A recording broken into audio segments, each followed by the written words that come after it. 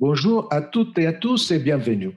Je vous propose aujourd'hui de rencontrer un collaborateur de longue date de la revue Magma. Nous sommes en compagnie de Jawad Mejad et j'ai le plaisir de l'accueillir pour la première fois dans notre chaîne YouTube. Bonjour Jawad. Bonjour. Merci infiniment de participer à cette série de rencontres dédiées aux collaborateurs et auteurs de la revue Magma. Tu participes au comité de rédaction de la revue électronique et tu as dirigé, entre autres, un numéro monographique très intéressant, publié en accès libre et gratuit pour nos lecteurs, comme toutes nos publications électroniques. Je t'invite aujourd'hui à nous présenter, à nous parler de ton projet éditorial sur les mythes du risque. Nous avons inséré le lien au sommaire et aux articles dans la présentation de cette vidéo. Mais tout d'abord, peux-tu, s'il te plaît, présenter ton parcours professionnel et ton champ de recherche à nos lecteurs? En fait, mon parcours, il est sur deux plans. Donc, en fait, ma formation initiale, elle est technique dans les sciences dures. Donc, j'ai suivi une formation d'ingénieur en électronique et puis un 2A de physique nucléaire. Et donc, j'ai cette formation de base technique. Et parallèlement, j'ai aussi une formation en sciences sociales, notamment un DSS de gestion, de finance. Et puis, j'ai un doctorat en sociologie que j'ai passé sous la direction de professeur Maffezoli à Paris-Sorbonne, à Descartes. Donc là, mon parcours, il est sur les deux plans. Donc, en fait, j'ai un parcours dans l'entreprise. Donc, j'ai travaillé dans beaucoup d'entreprises. Et dernièrement, j'ai repris une entreprise dont je suis le gérant, donc propriétaire et le gérant, qui fabrique des cartes électroniques pour les secteurs notamment de l'aviation, de l'automobile, etc., donc tous les secteurs de recherche, en fait. Et parallèlement, donc, je suis chercheur au CEAC et puis aussi enseignant à l'ISTEC en finance. Donc, c'est avec tous ces éclairages-là que je suis l'évolution de la société qui m'intéresse beaucoup et mon champ d'investigation et de recherche et l'entreprise principalement. Donc, et dernièrement, je travaille beaucoup sur la communication de l'entreprise et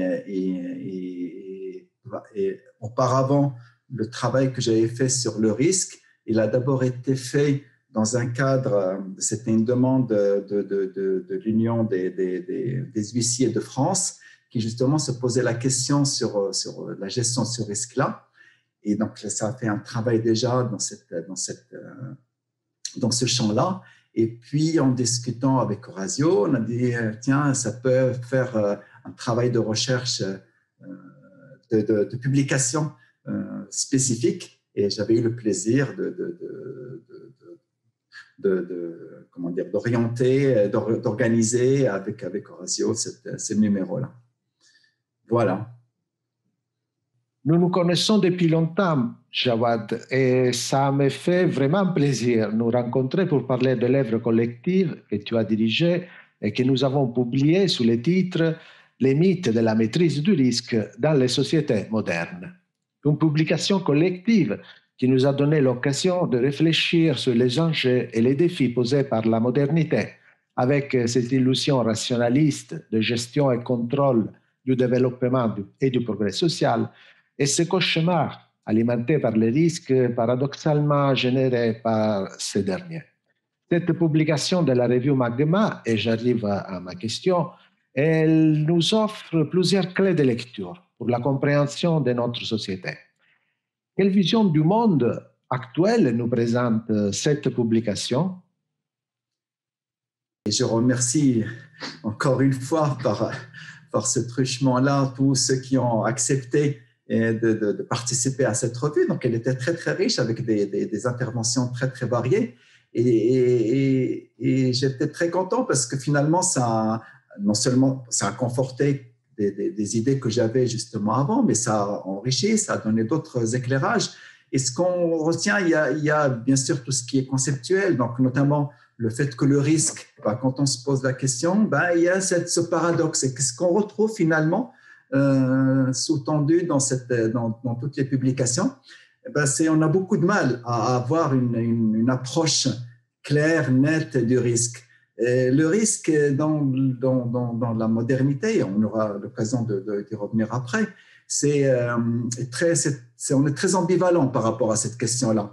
D'un côté, c'est très valorisé, il faut prendre des risques, il faut être ambitieux, il faut aller de l'avant, il y a la notion de progrès, toutes ces valeurs-là qui sont dans la modernité. Puis d'un autre côté, il faut aussi gérer le risque, et d'ailleurs une contradiction dès qu'on parle de gérer le risque, c'est-à-dire ne pas le prendre, ou alors c'est un risque limité. On retrouve ça dans les discours actuellement, et on retrouve ça dans les différentes interventions.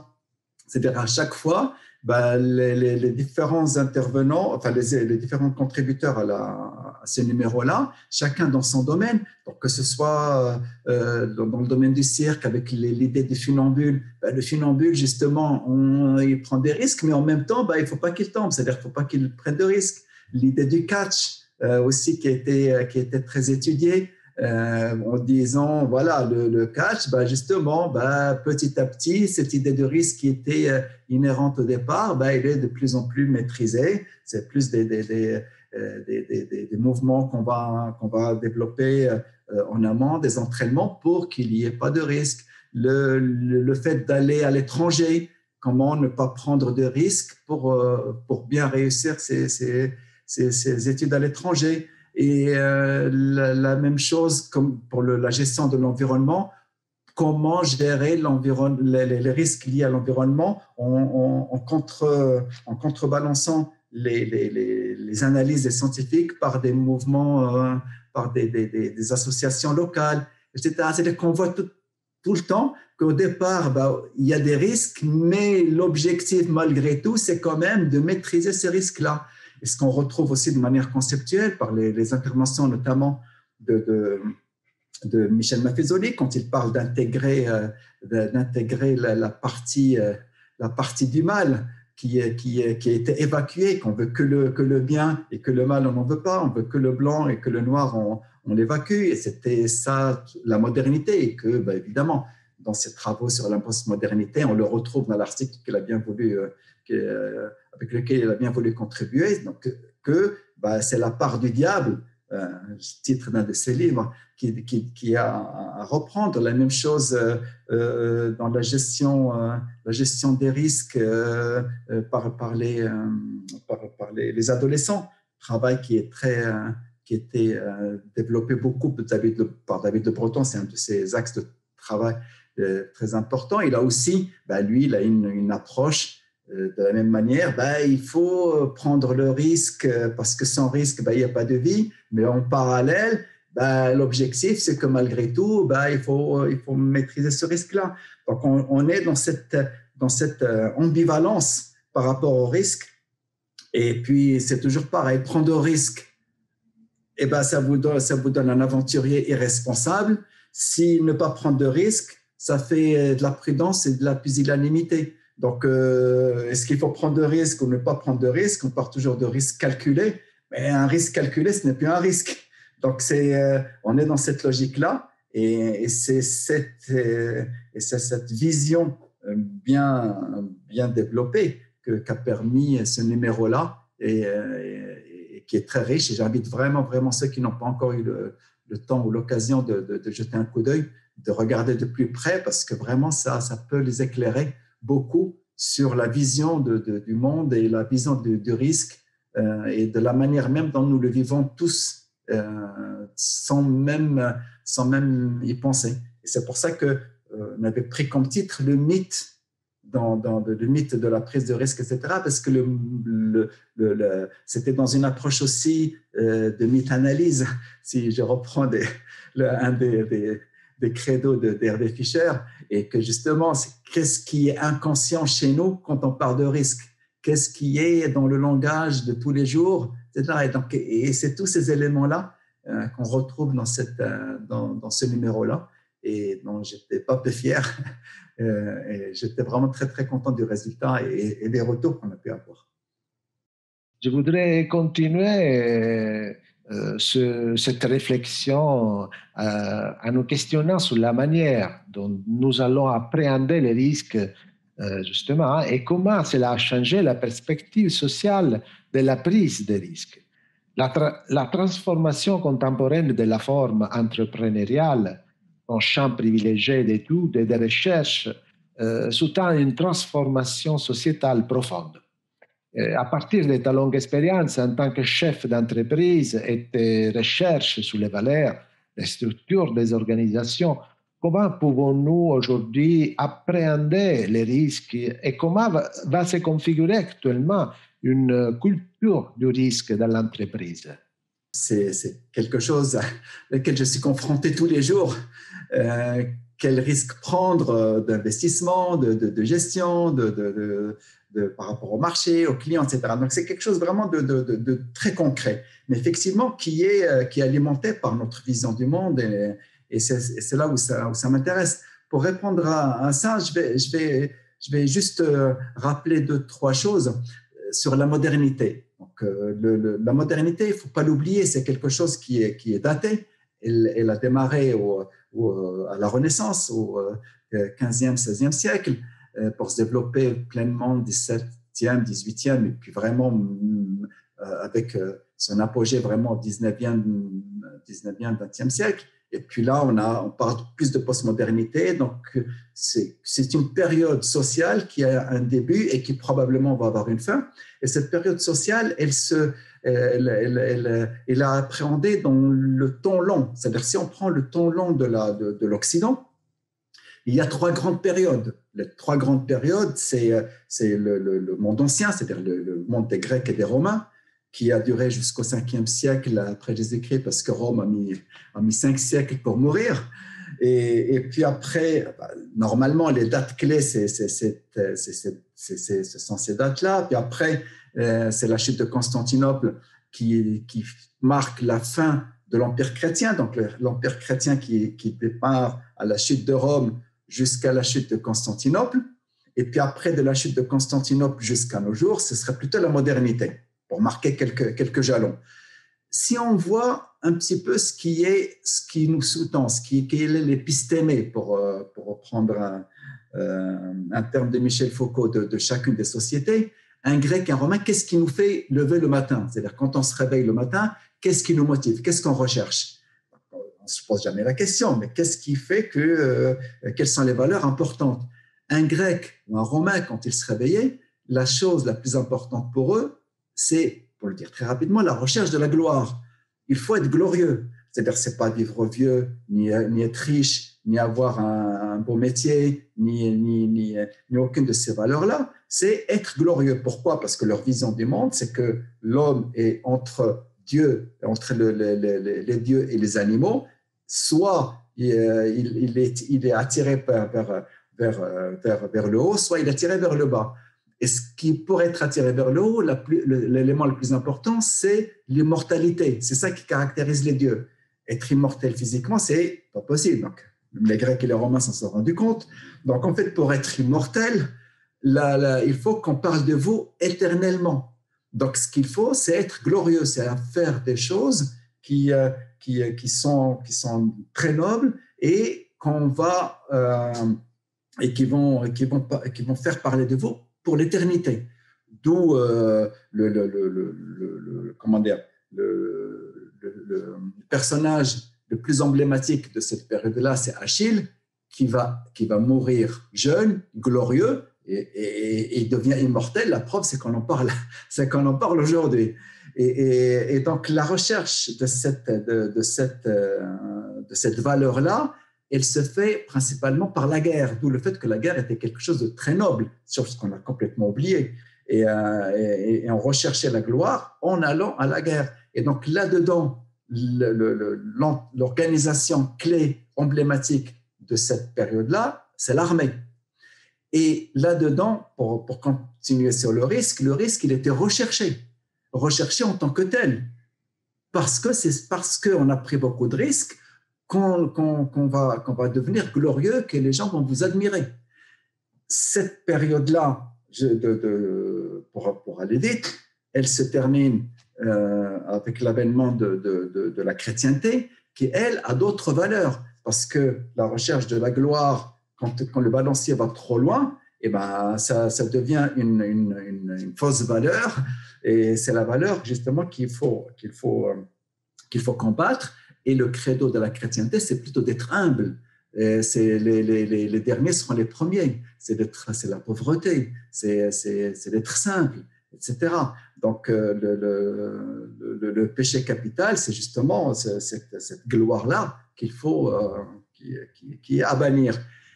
Et là, la chrétienté, elle a d'autres valeurs. Ce qui est recherché, c'est plutôt sauver son âme. Ce n'est plus être glorieux, c'est sauver son âme pour aller au paradis. Et là, l'activité principale, c'est plus la guerre, c'est la prière. Et l'homme qui est valeureux, c'est le saint.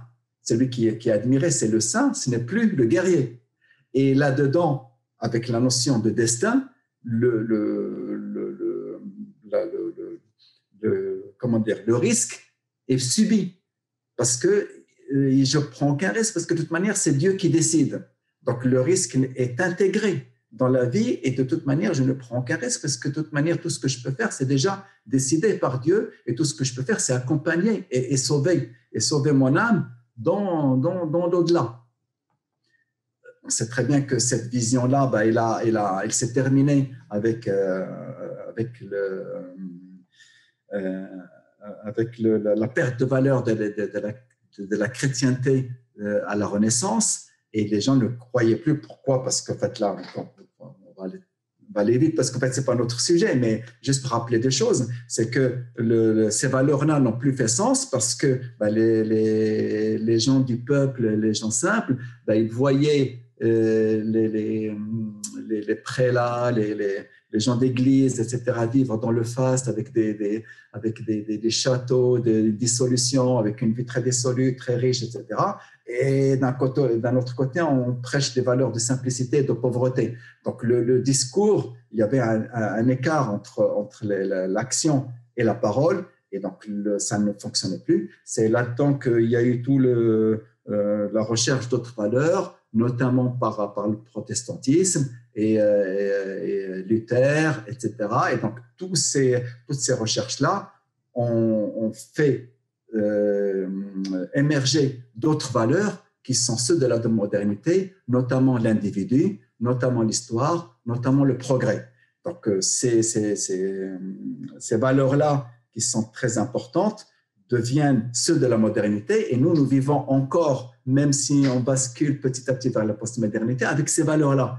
La modernité est là pour valeur principale, maître de moi et de la nature. Le je pense, donc je suis de Descartes, est fondamental. Donc le je, c'est l'individu. L'individu, justement, avec le protestantisme, on a dit que chacun de manière individuelle a une relation privilégiée et directe avec Dieu et on ne passe plus par le clergé. Le je pense, donc je suis, qui est avec la pensée, qui est le raisonnement. Donc c'est l'évacuation des émotions, l'évacuation de tout ce qui n'est pas scientifique, on va dire. Donc c'est l'avènement aussi de la science avec Newton, etc. Et donc on a une vision scientifique du monde. Et cette vision scientifique, elle abolit, donc elle a dedans ce qui est important. Elle abolit le hasard, si j'ose dire. Elle abolit donc le risque.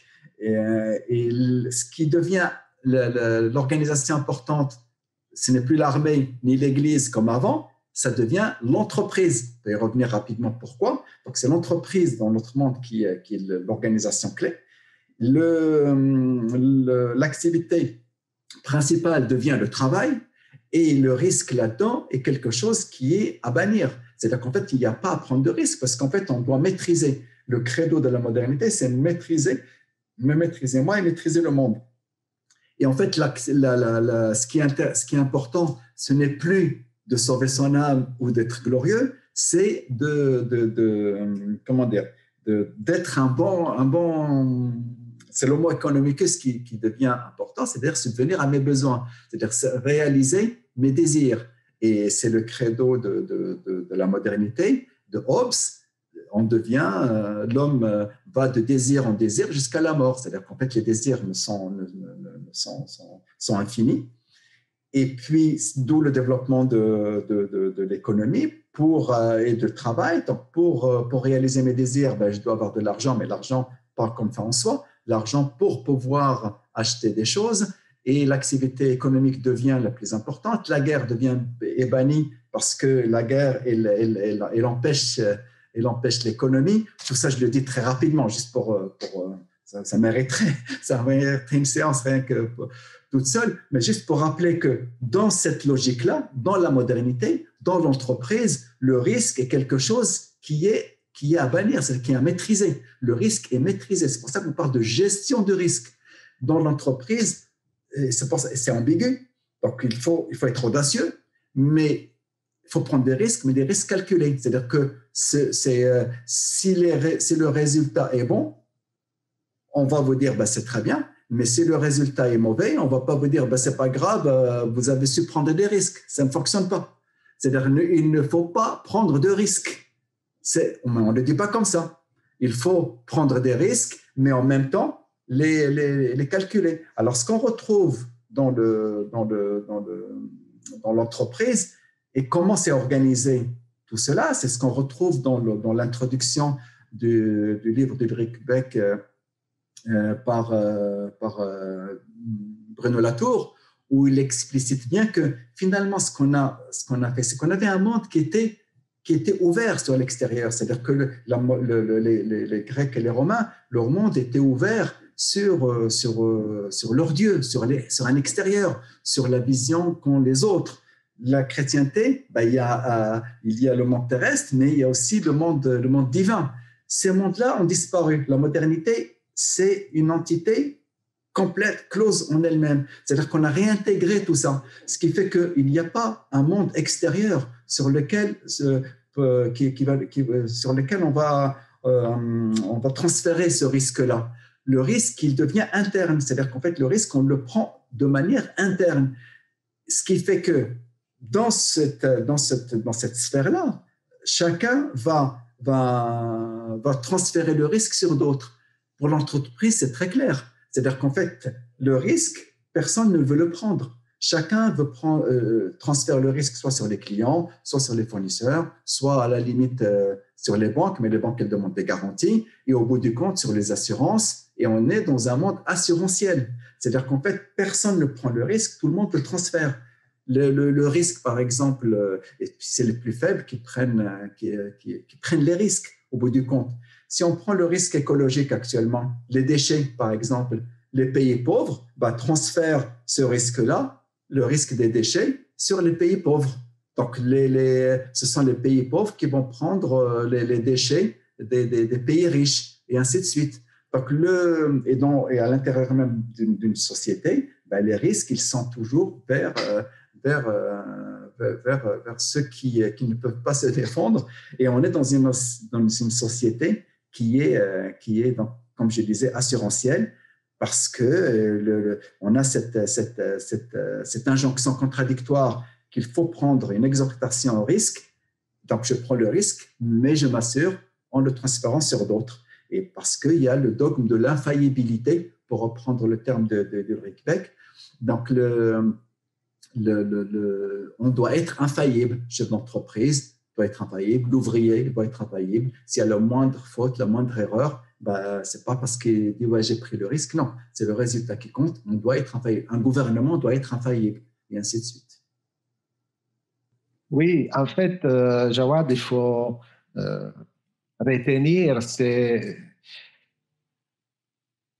dans tes réflexions et dans les projets que tu as développés avec les autres collaborateurs, parce qu'il y en a qui tu as déjà cités et d'autres que nos lecteurs vont pouvoir découvrir en lisant ce numéro publié sous ta direction.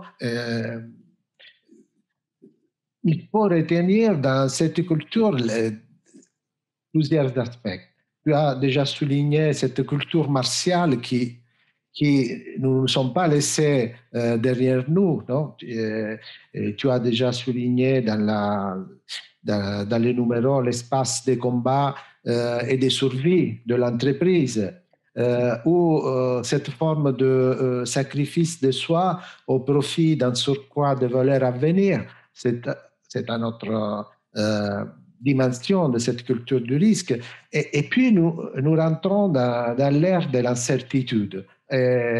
Irréductible, il faut situer les risques dans cette autre dimension où les événements sont imprévisibles et pourtant les conséquences sont déterminantes sur la réalité économique, sociale et existentielle des individus.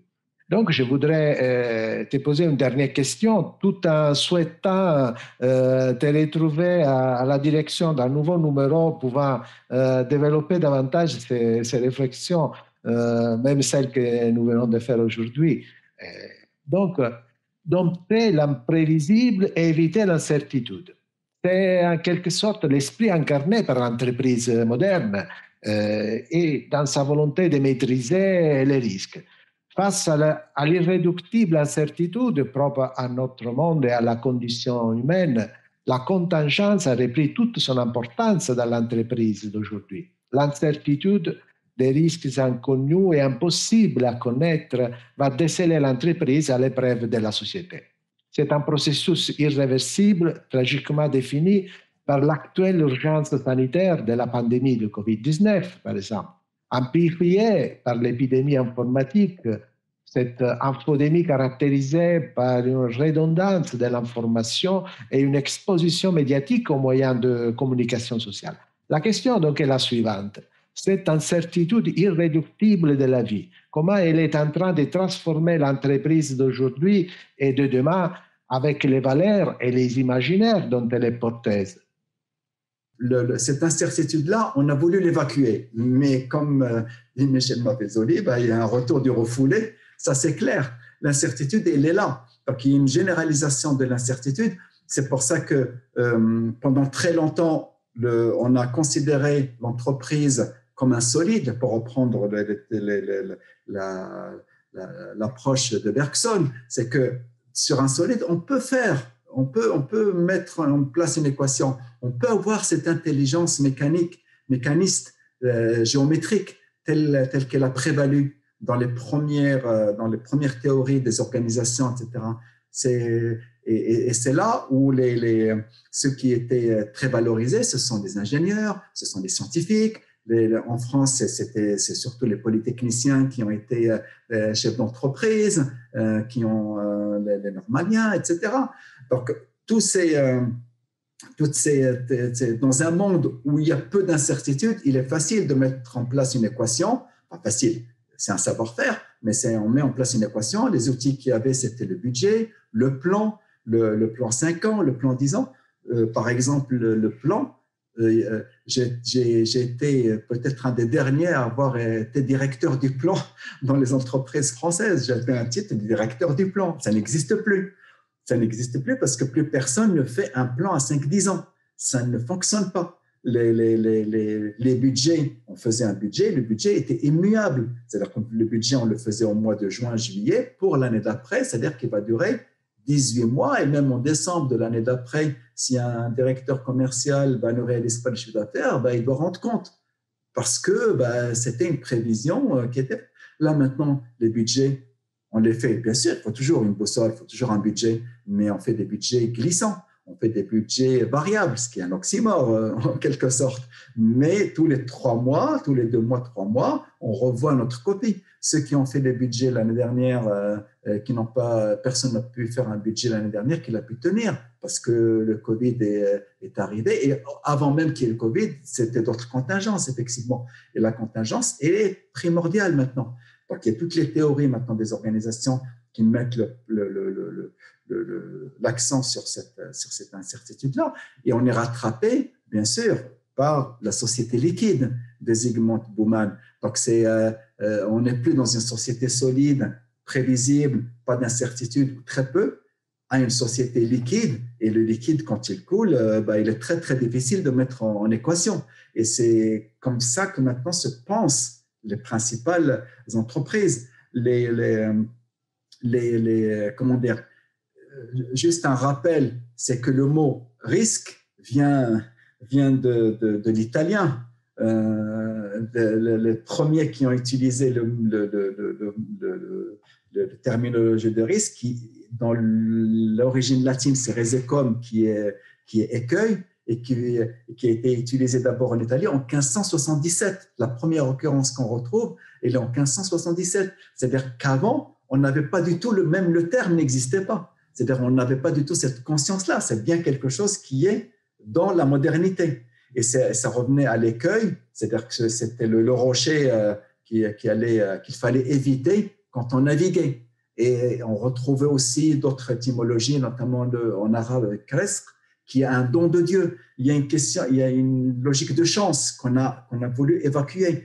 Il y a quelque chose du hasard. L'écueil, même si en cartographie, quand on navigue, etc., c'est que justement, c'est cet écueil-là qui va être là par hasard. On retrouve aussi dans la terminologie grecque chrysikon, qui est la sorte gagnée par chance. J'insiste juste sur le terme chance, hasard, c'est-à-dire la contingence. C'est quelque chose qu'on ne peut pas prévoir, imprévisible, l'imprévisibilité. Et toute la difficulté est d'être dans un raisonnement qui est variable et qui n'est pas fixe. C'est-à-dire que la même chose, pour prendre une analogie, c'est comme en informatique. On peut faire un programme informatique en pur et dur avec les variables, avec des données fixes, soit on fait un programme avec des variables, avec une variable qui est justement variable, comme son nom l'indique. Et là, c'est plus compliqué. Là, maintenant, ce qu'il faut dans les entreprises, et c'est ce qui est en train de se passer, on est en train de mettre en place ce qu'on appelle la société agile, l'entreprise agile,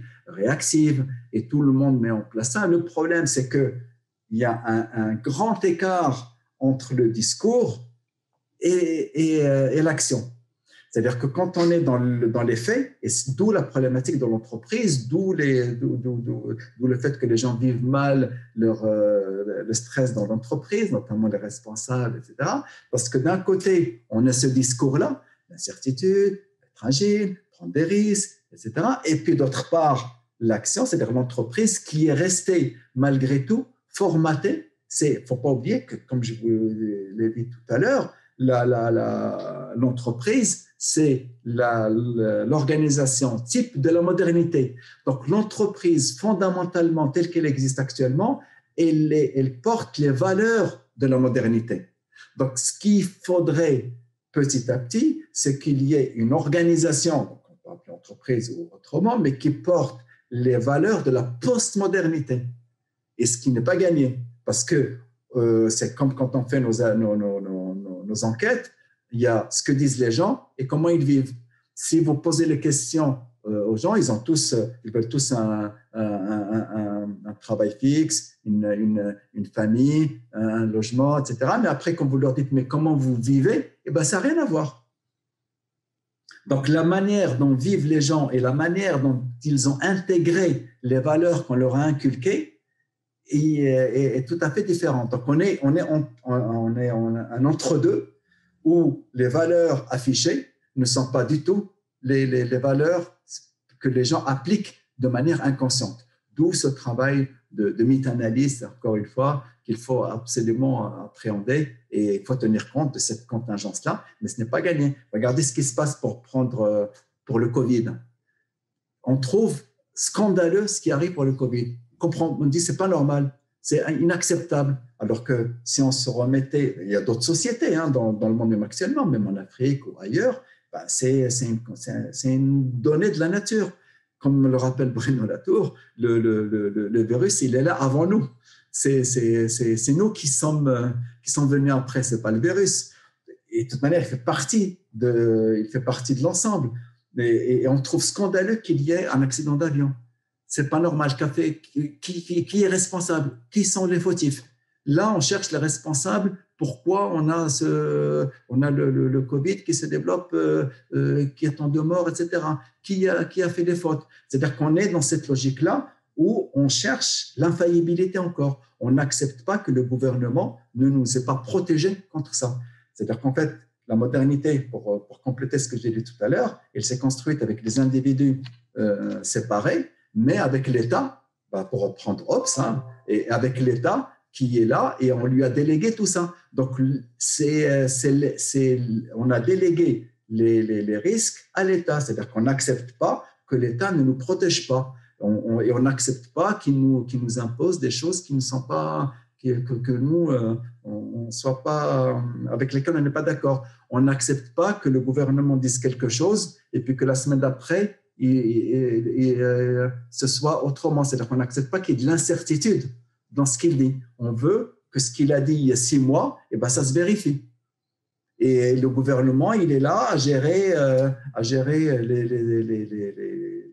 les données dans cette logique-là. Donc, de dire, voilà, qu'est-ce que je dois dire, qu'est-ce que je dois faire avec cette contradiction-là. Donc, il est dans cette contradiction-là. Et donc là, il y a une perte de confiance. La confiance, l'étymologie toujours, confiance avec foi. Et la foi que l'on a dans la modernité, la foi du chrétien, c'était dans un au-delà. La foi de la modernité, c'est dans la maîtrise de nos vies. Et c'est une foi, donc quelque chose, une croyance fondamentale. Et c'est cette croyance-là qu'il s'agit de faire évoluer pour intégrer cette incertitude-là, pour intégrer cette part d'incertitude, cette part de contingence, cette part du diable, pour reprendre encore le terme de Michel Fazeli, cette part de ce qui est caché, etc. Il n'y a pas que de la maîtrise, et c'est une vision de l'esprit qui est compliquée. Donc, c'est beaucoup plus difficile de vivre dans un monde d'incertitude, même si psychologiquement ça peut être stressant, mais ça peut être aussi très stimulant, que dans un monde. Donc d'un côté, les gens ils veulent que tout ne soit pas cadré, etc. C'est le discours de mai 68. Et puis d'un autre côté, dès qu'on sort dès qu'il y a quelque chose qui arrive qui n'est pas prévu, et là on n'est pas d'accord. Et là on dit que les choses ne vont pas, alors que on se construit par cette logique-là. C'est-à-dire on ne peut se construire que quand on a dépassé ces risques-là. J'allais dire risques parce que les risques, c'est aussi ça a aussi la même étymologie que le risque. Et pour le dire autrement, toi qui es spécialisé dans le récit de vie, tu sais très bien que le récit de vie, c'est quand on va reconstituer un discours pour dire comment on a surmonté les obstacles. Et c'est comme ça qu'on se construit. C'est comment on a pris des risques et qu'on les a dépassés. Et si on n'a pas pris de risques, si on n'a pas dépassé d'obstacles, si on n'a pas eu de difficultés, il n'y a pas de vie. La vie, c'est l'incertitude. Mais ça, on a beaucoup de mal à l'accepter encore dans le discours, alors qu'on le vit dans les faits.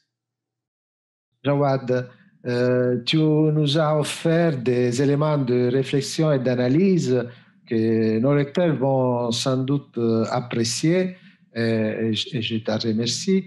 Et nous sommes arrivés à la conclusion de cette rencontre.